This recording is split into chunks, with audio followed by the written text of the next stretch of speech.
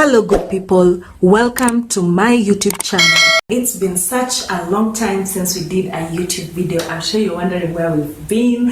I guess I should say Happy New Year! It's so strange that I'm saying this in the middle of the year. Oh goodness, we're even beyond the middle of the year, but I don't think we've done a video this year. So hi, I feel just because of that I should reintroduce myself. My name is Aswani Nabwende. I'm commonly known as Miss Aswani. I run Writers Fantasy Kenya here on YouTube. I also run the business Writers Fantasy Kenya. Personally, I'm a ghostwriter and a freelance writer, and that's what I do full-time, and that's why you haven't seen me in this platform for a while. I think in my other videos I have explained somewhere that my priorities in my business, and so sometimes I tend to drown in it, if that's the word, and then I forget YouTube. But I am back and I'll try to be consistent this time round. I actually have a plan for consistency. Having said that, I should also recognize the new subscribers. Funny enough, I haven't posted in such a long time, but I have seen people subscribing to this channel.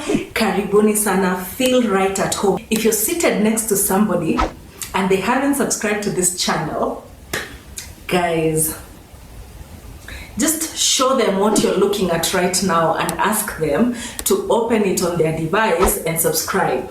Just do that for us, okay? Do it for us. I promise you that in Writers Fantasy, we speak about things that are productive, things that can develop you in one way or another, and I promise you, you will learn something from us. So feel at home and karibuni sana. Having said that, I would like to kickstart this new year for Writers Fantasy by speaking about the 5 things we have learned and we know for sure about being in business.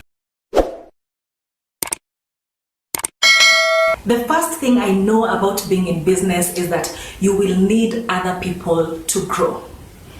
I know, especially being a digital business, it's very easy to think that you can do it on your own, that you can, you can just advertise yourself, market yourself, get people into your business by yourself. But from experience, from 3 years of running Writers Fantasy, I'll tell you for sure that you need to network and you need to have the right people in your circles. So while it's great to work from our website, while it's great to work from Fiverr, one thing that has really worked for me is networking with people on LinkedIn. So I'm able to reach out to people, tell them what I'm about, especially when business is low, tell them what I'm about, tell them what we do, and they tell me what they do as well. And then for future reference, sometimes people will just reach out and say, hey, by the way, you told me this is what you do. I think this is the kind of business you can do with me, or I think we should partner in this kind of business. So it works all the time. So as much as I'm in digital business, I also know that you need the right people in your circles and you need people around you. On that note as well, I have known that you will need people for other related things that will affect the business. For example, you will need people to encourage you, you will need people to motivate you, you will need to make referrals, to ask questions. Obviously in business, it's not like you know everything. Sometimes there are things you don't know and you need people who know them in your life. So for me, how I've done it is to network with other digital entrepreneurs like myself. So sometimes when I can't answer a question, I'll just ask somebody else to answer it on my behalf, and that way we help each other in business. Sometimes they ask me, sometimes I ask them, and business moves on. So it's really important that you have the right people in your circles. The second thing I've learned about business is the importance of not involving your friends and family in business. Now, I know that I might sound like I'm contradicting myself because obviously in Writers Fantasy, I have worked with some of my family members, I have worked with some of my friends. But it's really important that even when you're working with them, people know your boundaries and respect your business, because the risk of working with friends and with family is sometimes they undermine you, and that's just the truth. I'm not trying to be malicious or anything. Sometimes people undermine your capability because they are used to you and they are used to knowing you from a personal level, so they don't know how much you can stretch in terms of business. Sometimes they can run down your business because maybe you trust them with some money to do something and they decide to do something else with it because they know they won't suffer any consequences, because you have such a close and unbroken, a close relationship that can't be broken, for lack of a better word. So sometimes having your family or friends in the business can be your downfall, so you need to be very careful. And if you choose to work with them, let it be people who are professional, people who understand what you're doing, and people who know the sacrifices and the risks that you're willing to take for your business. The third thing I've learned about business is that you will disappoint people, whether you want it or not. You will disappoint people. I know this for a fact because for the time that I haven't been here on YouTube, the business has been going on, the writing part of Writers Fantasy has been going on, and we have missed deadlines. I won't lie. You guys know that I work with other people that I pay to write with me. We have missed deadlines sometimes, and sometimes even when we haven't missed deadlines, we haven't met a client's expectation, or sometimes, and these are things you don't really tell a client. Recently I broke my laptop and my phone, which are the two devices that really any writer cannot do without. And if you're in Kenya and you know how things go, you go to the fundi and you're told come tomorrow, come tomorrow, come tomorrow. And these are things you can't really tell a client. You can't tell a client that I'm not able to deliver your work because my laptop is broken. It's your tool of trade, it's your business to make sure that it works. So sometimes there are excuses you can't really give a client, but you're gonna delay with their work, or you're not going to deliver, or sometimes you even lose the work. Good people, let's just say, now I understand tailors and carpenters. You know the way you always go to them and they never do anything in time?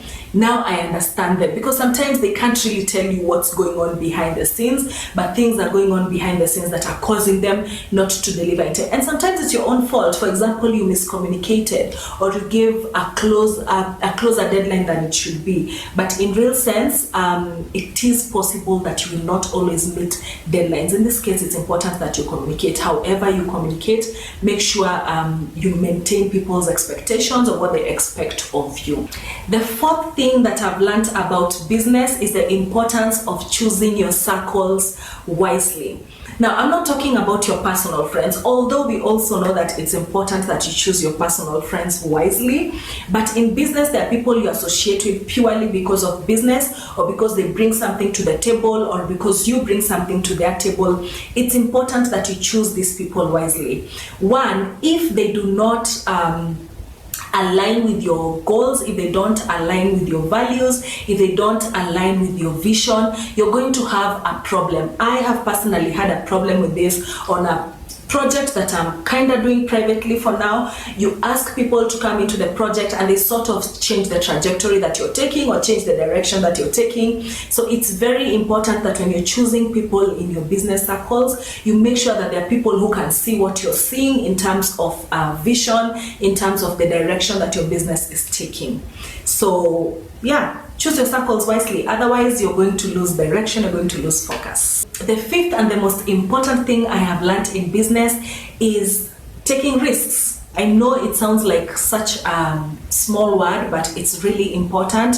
If you don't take risks, you will never know your potential. And taking risks doesn't mean you will fly. Sometimes you'll try to fly and you will fall. It's natural, you learn from it and you take it from there. I know for sure that there are certain things, if I did not choose to take risks, I wouldn't have been able to achieve what I have achieved so far. So sometimes it's important to take risks, it's important to suffer the consequences of those risks, and then it's important to learn from them and grow from them. Well, that's it for today's video. I didn't want to make it so long. I hope you've learned something. Let me know in the comment section if there's something you've learned from this, or if there's something you feel I haven't expressed well. Let us know in the comment section and let us have this conversation. Until our next video, goodbye.